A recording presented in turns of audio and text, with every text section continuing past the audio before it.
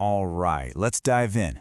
Today, we are cracking the C# code wide open. We're going to follow a single program on its incredible journey, all the way from a simple file on your computer to a living, breathing application. Let's get to it. You've been there, right? You spend hours writing the perfect code, you take a deep breath, you hit that run button, and something happens. It feels like magic. But what is that magic really? It's actually a fascinating multi-stage process that takes your human ideas and translates them into a language the machine can finally execute. To make sense of it all, we're going to imagine our program is being built in a high-tech factory.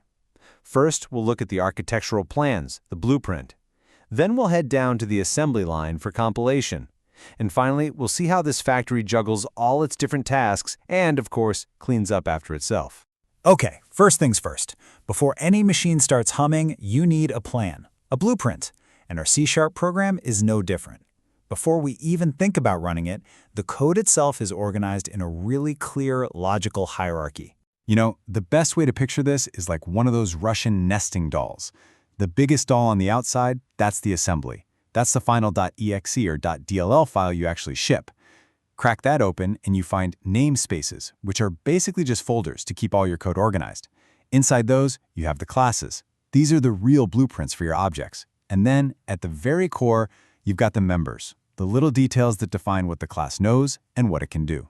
And each of these layers has a super important job. The assembly handles the big picture stuff, like security and versioning. Namespaces are all about organization, making sure your employee class doesn't get confused with an employee class from some other library. Then inside a class, properties act like guarded doors to the data, while methods, well, methods are the verbs. They're what an object can actually do. All right, our blueprint is solid. It's time to take it down to the factory floor. This is the compilation stage. This is where our human-readable C# code gets transformed, step by step, into something the machine can actually understand and run. Now, this is where C# gets really clever. It's not a single step, it's a two-stage process. First, the main C# compiler, which you might know as Roslyn, takes your source code and turns it into something called intermediate language, or IL. This IL is generic, it's platform independent. Then, only when you actually go to run the program, the just-in-time compiler, the JIT compiler, kicks in and translates that IL into the native machine code for the specific computer it's running on. So why the two steps? Well, this division of labor is the secret sauce to C#'s power.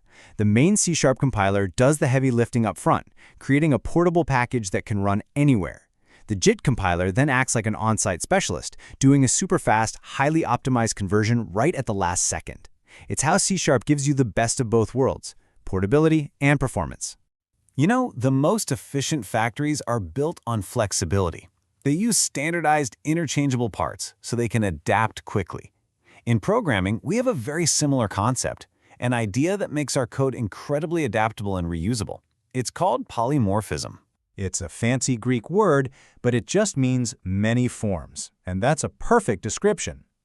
Polymorphism lets us write a single piece of code that can work with many different types of objects.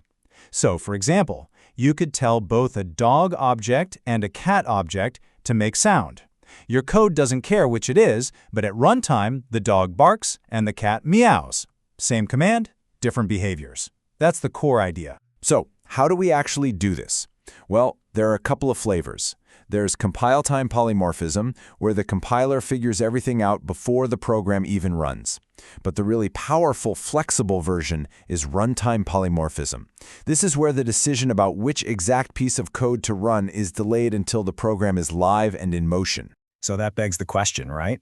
How do we achieve that amazing runtime flexibility in a safe, standardized way? The most powerful tool in our toolbox for this is the interface. An interface is basically just a contract. It's a list of rules. It says, hey, any class that wants to be considered this type of thing must provide this set of abilities. For instance, an I-shaped 3D interface might require any implementing class to have an area and a volume method. Now, a cylinder, a sphere, and a cube class can all promise to follow that contract. This lets you treat them all just as generic I-shaped 3D objects, even though how they calculate volume is completely different. It's a total game changer. Okay, our factory is getting pretty advanced now. A modern factory isn't just doing one thing at a time. It's got multiple assembly lines running in parallel and conveyor belts zipping materials all over the place. Our C# applications work the exact same way, juggling multiple tasks and streams of data all at once. So in our code factory, those parallel assembly lines are called threads. We can fire up a new thread to handle a long-running task, like downloading a huge file, which keeps our main application from freezing up and staying responsive. We can start them, pause them, wait for them to finish, and, this is absolutely critical, use lock statements to prevent two threads from messing with the same piece of data at the same time. It prevents total chaos.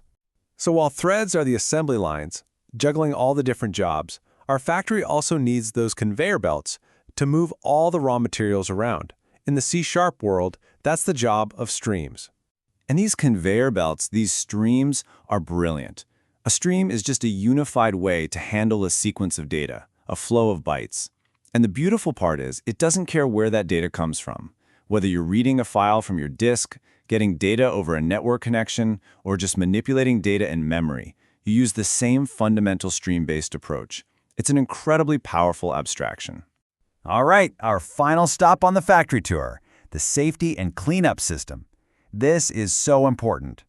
In programming, we work with limited resources, things like files or network connections or database connections, and they must be closed properly when we're done with them to avoid causing major problems. It's a classic programming nightmare. You open a file to write some data, but then bam, an unexpected error happens before your code gets to the part that closes the file. You've just created a resource leak. The connection is left hanging open. So how does C# solve this problem so elegantly? The answer is the using block. Think of it as an automatic safety net. When you create a resource inside a using block, C# itself makes you a promise. No matter what happens, whether the code finishes successfully or crashes with an error, that resource's dispose method, its cleanup function, will be called. It guarantees your resources are always cleaned up properly. And this brings us to something that trips up almost every new C# developer. The keyword using actually has two completely different jobs. At the very top of a file, a using statement is just a directive for the compiler, telling it which libraries to look in. But inside a method, a using block is that runtime safety net for managing resources. Same keyword, totally different context, totally different job. Understanding that difference is a huge milestone. So there you have it, from a structural blueprint through a two-stage compilation factory, built with flexible, interchangeable parts, and all while juggling tasks and data with a built-in safety system. That is the elegant journey our C# code takes every single time we hit run. You've seen how it all works. The only question left is, what journey will you create?